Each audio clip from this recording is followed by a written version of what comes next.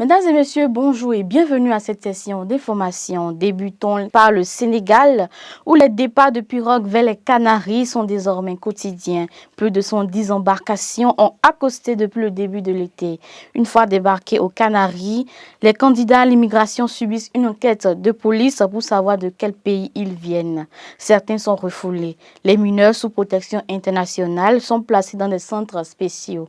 Ainsi, pour beaucoup de ces migrants africains, la vie est difficile sur les îles des Canaries. Faute de documents, ils ne peuvent pas travailler et beaucoup n'ont pas d'hébergement. Au Soudan, des témoins ont rapporté que des affrontements ont éclaté lundi soir entre l'armée soudanaise et une milice tribale à Port-Soudan-Est. La ville avait jusqu'à présent été épargnée par la guerre qui fait rage depuis 5 mois au Soudan. Depuis le 15 avril, la guerre entre l'armée dirigée par le général Abdel Fattah al-Burhan et les forces de soutien rapide FSR de son ancien adjoint Mohamed Hamdan Daglo était principalement concentrée à Khartoum, la capitale, et dans la région occidentale du Darfour. Depuis fin août, cette ville a notamment servi de nouvelle base au chef de l'armée après que le quartier général de l'armée à Khartoum a été assiégé par les FSR.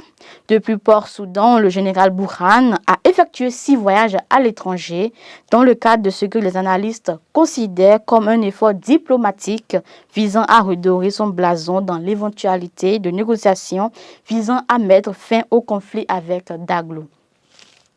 La journaliste Ariane Lavrieux, à l'origine de révélations fin 2021 sur un possible détournement égyptien d'une opération de renseignement française dans le pays, a été perquisitionnée et placée en garde à vue mardi 19 septembre, a annoncé le média Disclose, qui a publié son article à l'époque.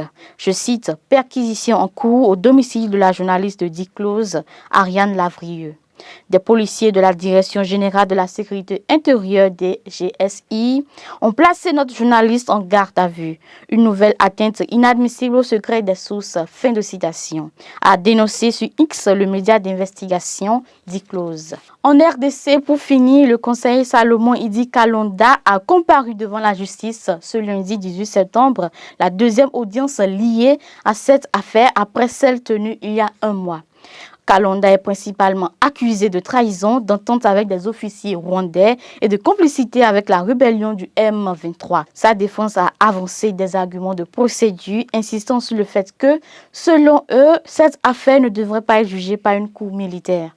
Transféré il y a une semaine à l'hôpital pour des raisons de santé, Salomon Kalonda s'est entouré d'une équipe d'au moins 20 avocats. À la barre, ils ont plaidé l'incompétence de la Cour pour juger leur client, arguant que ce dernier est un civil. Ils ont également émis des réserves quant à la régularité de la procédure, demandant l'annulation de l'ensemble des procès-verbaux en raison d'une détention jugée inconstitutionnelle et de l'absence de représentation juridique lors des interrogatoires initiaux. La prochaine audience est prévue pour lundi prochain. Mesdames et messieurs, ce sera tout pour ce jour. Merci de nous avoir suivis et à demain.